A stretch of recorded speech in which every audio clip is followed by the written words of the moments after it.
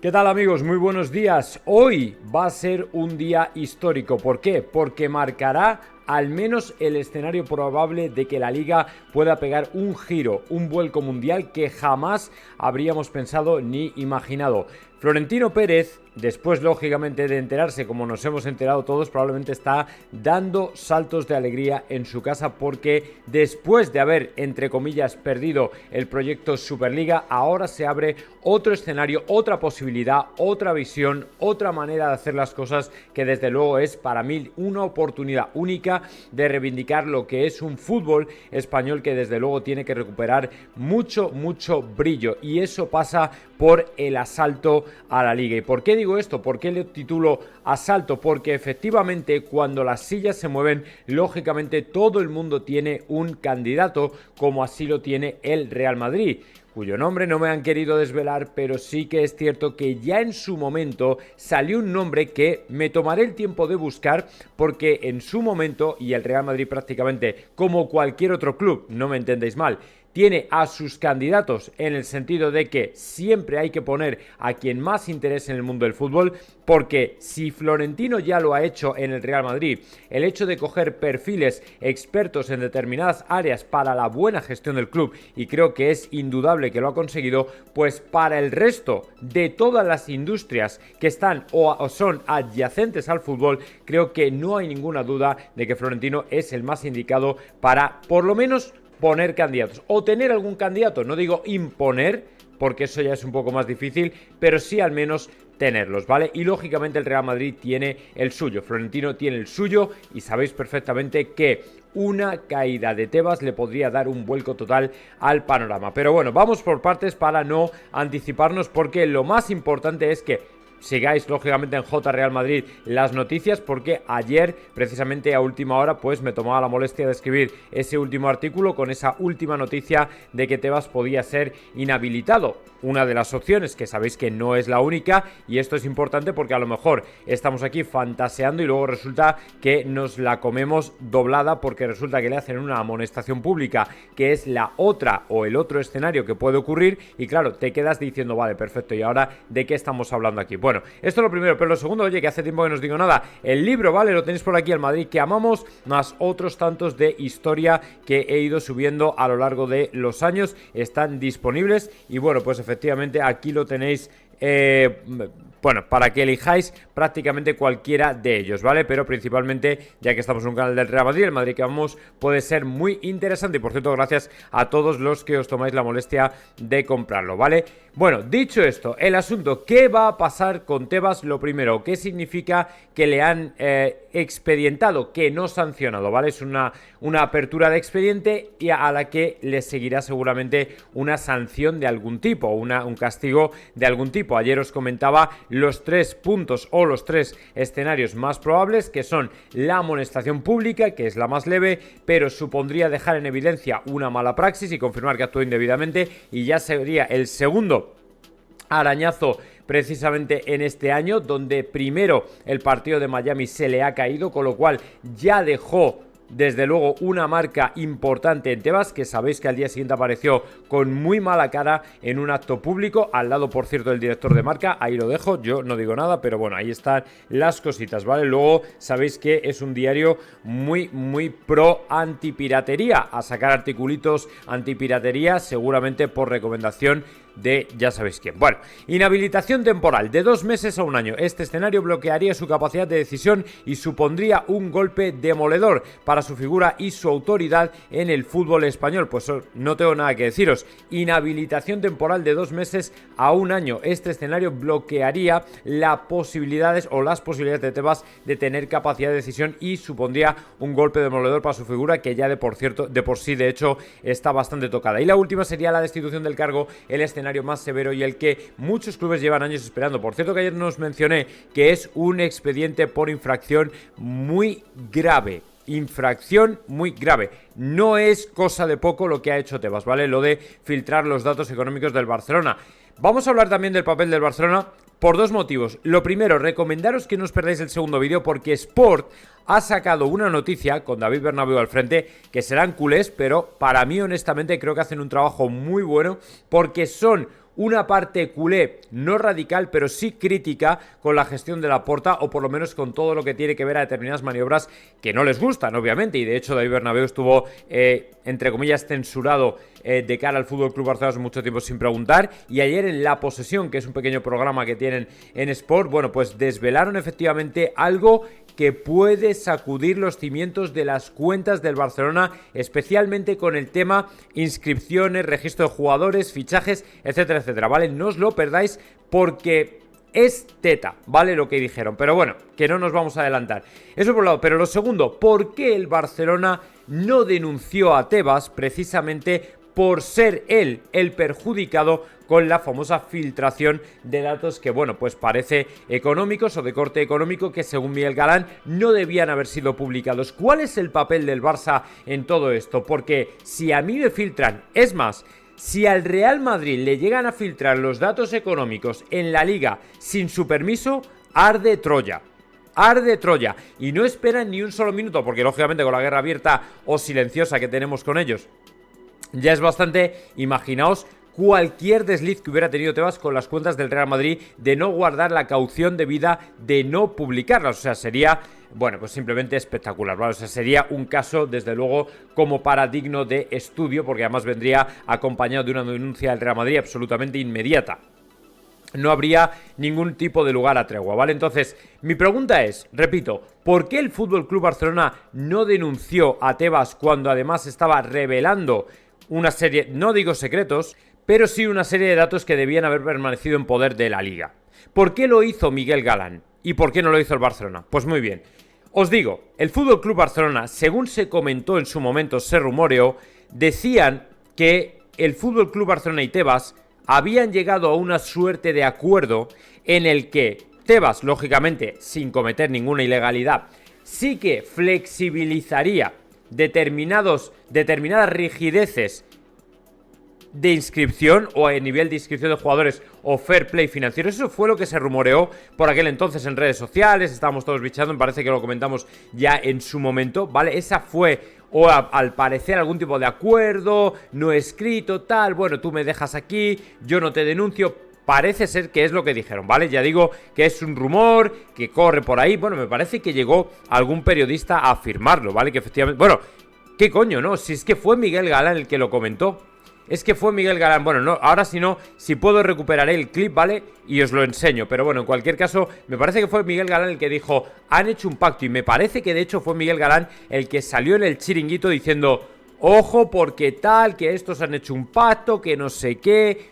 Quiero recordar que fue Miguel Galán el que lo comentó. Me puedo equivocar, pero creo que fue él, y luego se comentó mucho, porque claro, evidentemente se estaba cometiendo una ilegalidad. O sea, lo que no puedes es decir, vale, yo no te denuncio para que tú me dejes hacer ciertas cosas a cambio de esto, porque tal. Claro, de cara a la gente fue como, pero bueno, nos están meando en la cara literalmente. Literalmente, ¿vale? Lógicamente el Barcelona y Tebas no reconocieron no iban a reconocer, ni a filtrar, ni a decir que tenían algún acuerdo o nada parecido.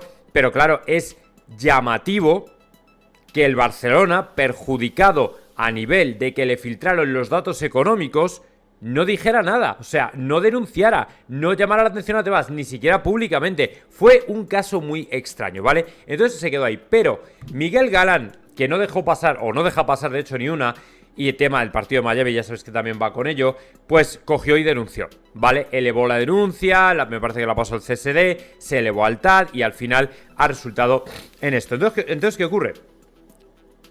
Que Miguel Galán se convirtió, sin querer o queriendo, en el garante de los derechos del FC Barcelona, ¿vale? O en el garante de la protección. Pero el problema es que reventó, en cierto modo, el acuerdo, porque claro, ahora Tebas está expedientado. ¿Y qué ocurre? Que está al borde de la caída, porque ya había tenido otra por una denuncia del Real Madrid al respecto de una reunión que habían tenido, que no habían contado con el Real Madrid, y era por un defecto de forma, ¿vale? Por un defecto de forma. Entonces, ¿qué ocurre? Que claro, Tebas estaba al borde del precipicio.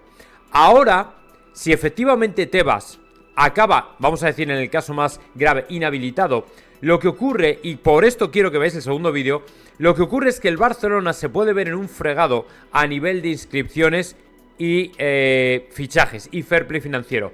Por eso, en La Posesión han desvelado un dato que puede ser, desde luego, bastante esclarecedor y que les puede hacer pues mucho daño, ¿vale? Pero bueno, de momento no paso ahí, me quedo con el tema Tebas.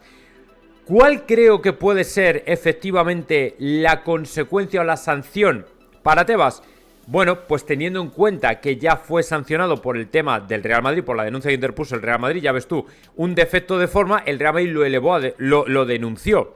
Imaginaos si el Real Madrid o al Real Madrid le llegan a filtrar datos desde la Liga, datos financieros, o sea, vamos, como dije, arde Troya. Bueno, el Real Madrid denunció, acabó expedientado y sancionado. Y al final ahora, si acaba sancionado, creo que por ese antecedente le podría costar el puesto, ¿vale? Como digo, hay otras dos opciones, un poquito más livianas, en las que no le cuesta el cargo, pero evidentemente le deja muy dañado, más dañado todavía.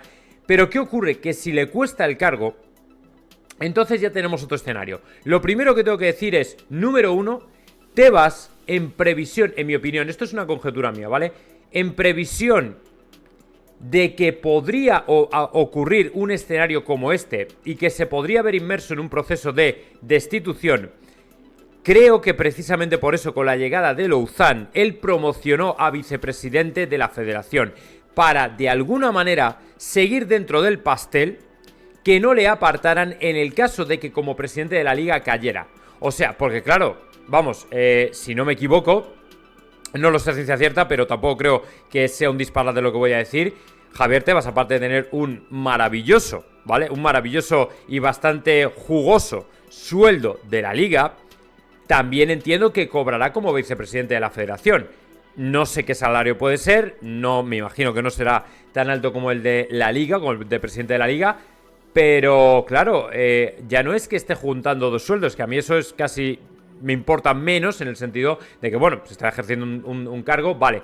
Pero claro, ¿no habrá precisamente tomado esa medida para seguir controlando todo desde dentro para no perder ripio de lo que está ocurriendo? Porque recordad que, como nos dijo Maroto aquí, Maroto comentó, en la federación manda Tebas.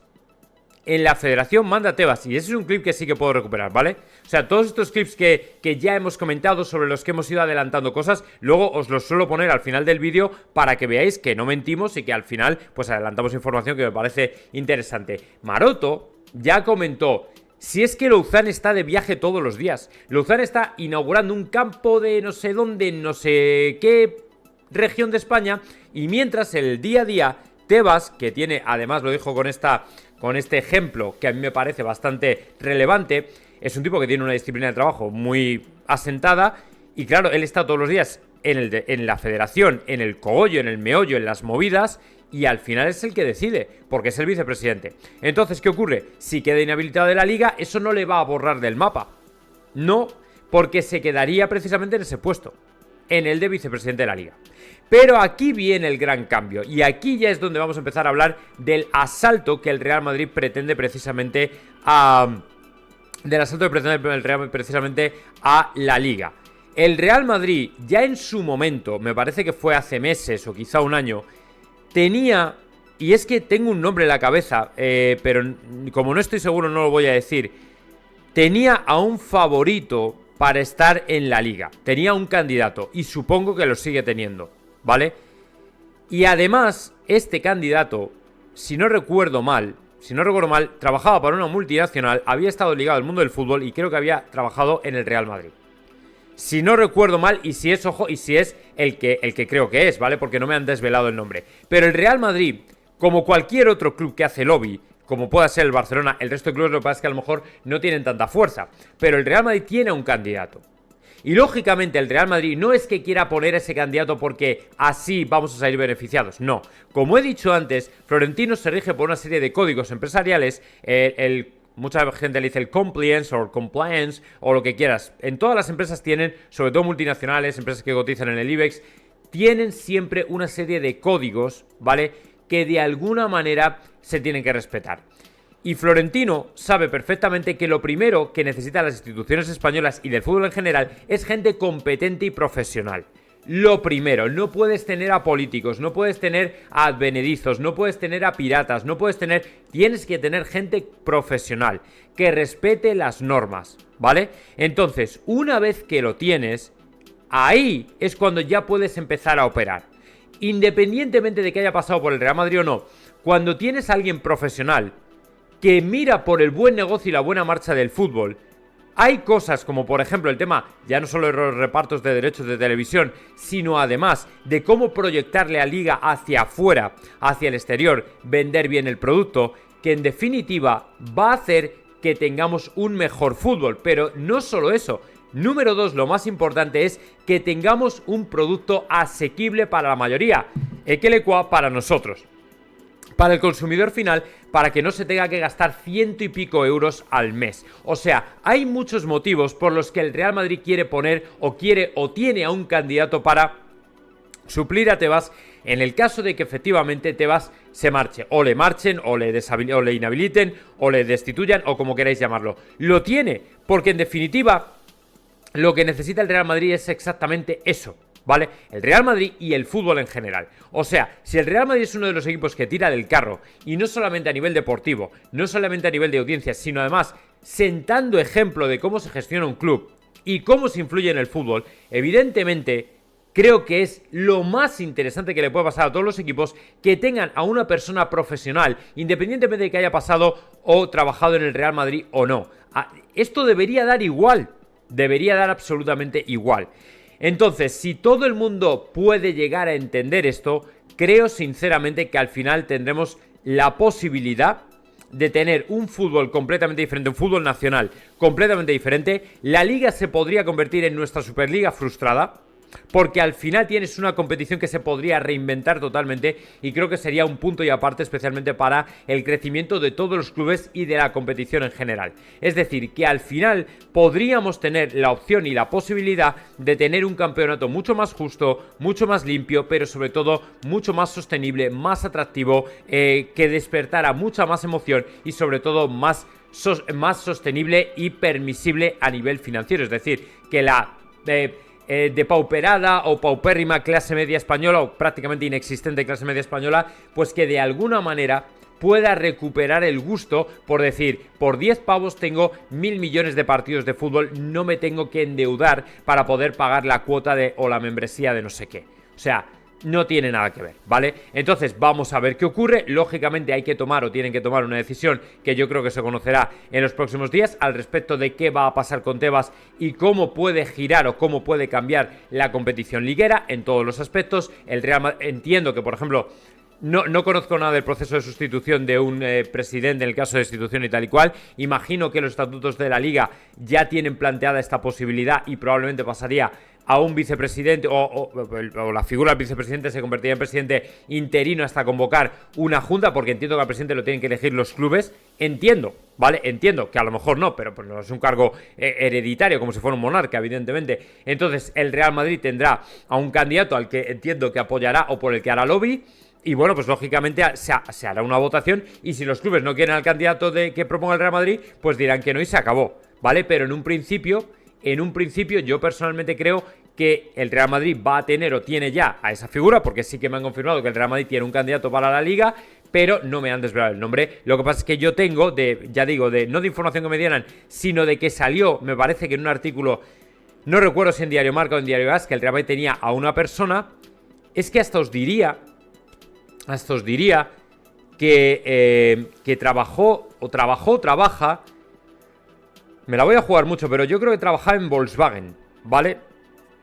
O ha trabajado, o trabajaba, o algo parecido. Pero bueno, me puedo equivocar, ¿vale? No toméis demasiado en serio. Y además da un poco igual. Quien sea, seguro que es una persona, lógicamente, pues profesional, que tiene un reconocido prestigio dentro del mundo de la empresa y que, por supuesto, va a servir bien a los intereses de la Liga, ¿vale? Pero bueno, todo esto que os he ido comentando del tema de las filtraciones, que lo hemos ido hablando, de lo que dijo Galán, el tema del acuerdo del Barça y Tebas y todo este tipo de cosas, os lo voy a dejar ahora en un clip muy cortito para que veáis que todo lo que hemos ido diciendo y recogiendo, desde luego, tenía todo su punto, y ahora cristaliza precisamente en esta expediente a Tebas, que puede terminar, como digo, con Tebas fuera del cargo. Lo que está ocurriendo, y además el señor Miguel Galán, que ayer estuvo en el Chiringuito, que ayer volvían, creo que dejó muy claro de qué va todo esto. Es un pacto de no agresión, el Villarreal Barcelona de Miami es un pacto de no agresión Tebas-Laporta, ¿vale?